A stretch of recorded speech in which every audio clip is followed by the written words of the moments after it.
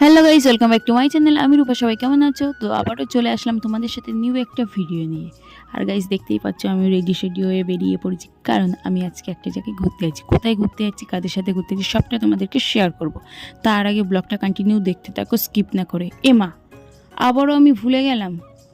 আমার কোথাও বেরোনোর আগে আমি কিছু না কিছু তো ভুলবই গাইস। তো দেখছো, আজকেও আবারও ভুলে গেলাম গলারটা পরতে। আমার যে কি হবে ভবিষ্যতে কেই জানে। তো যাই হোক, আর দেখতেই পাচ্ছ মেট্রো স্টেশনে চলে এসেছি। আর আমার যাওয়া মাত্রই মেট্রো চলে এসছে, কারণ আমাকে দাঁড়াতে হয় না, আমার জন্য মেট্রো তাড়াতাড়ি চলে আসে। তো ফাইনালি আমি মেট্রোতে উঠে গেলাম। আর গাইস, সত্যি কথা বলতে, আমরা আজকে যেখানে যাচ্ছি এই জায়গাটা সবারই ফেভারিট জায়গা, আমার একা না। এখানে গেলে সবারই মন ভালো হয়ে যায়, বিশ্বাস করো। ওয়েট করো, বলছি কোথায় যাচ্ছি, একটু সাসপেন্সে রেখেছি। তো চলো, এখন বাসে উঠে গেলাম। কি ঠান্ডা হাওয়া দিচ্ছে, আর এইদিকে তিথি আর আমি একটু হাসাহাসি করছিলাম। পিছনে একজন, আমরা ভিডিও করছি, উনি উকিঝুঁকি মারছিল, এই জন্য। আর ফাইনালি চলে আসলাম সেই জায়গায়।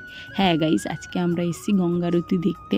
আমার অনেক দিনের ইচ্ছা ছিল গঙ্গা আরতি দেখার, কিন্তু সময়ের জন্য আমার টাইম হচ্ছিল না, সময় আমাকে পিছনে ফেলে রেখেছিল। তো ফাইনালি আজকে চলে আসলাম।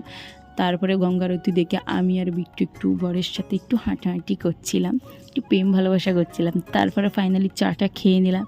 চা খেলে কি শুধু হবে, অনেক তো রাত হয়ে গেছে। তো বাসে উঠে সোজা চলে আসলাম বাচ্চান ধাবা, একটু তো খাওয়া দাওয়া করতে হবে। তো এই যে দেখতেই পাচ্ছ, এখন আমরা বাচ্চান দাবাই আছি। আর এসেই আবার সেই পড়াশুনো করতে হচ্ছে গাইস আমার। যদি জীবনে আগে যদি একটু পড়াশুনো করতাম, তাহলে হয়তো আমি কিছু না কিছু জীবনে করতে পারতাম। এই পড়াশুনো যখন করার ছিল তখন করলাম না, এখন আবার পড়াশুনো করছি। এরকম কিছুই না। ওরা আমাকে সব সময় ঘুরতে গেলে আমাকেই বলে, রূপা তুমি চুজ করো কি খাবে। তো সত্যি কথা বলতে গাইস, আমার তো চিকেন ছাড়া আমি কিছু খাই না।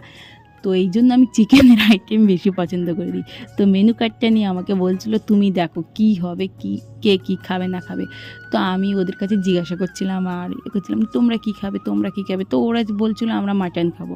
তো আমি বলছি আমি মাটন খাবো না, আমি চিকেন খাবো। তো আমার জন্য আমি চিকেন তান্দুরি অর্ডার করেছিলাম, আর ওদের জন্য করেছিলাম মাটন বিরিয়ানি। এই যে দেখতেই পাচ্ছ। আর এখন খাওয়া দাওয়া করব। তো চলো। তো ফাইনালি খাওয়া দাওয়া করে বেরিয়ে গেলাম, আর এখন বরের বুকে মাথা রেখে বাড়ি যাচ্ছি।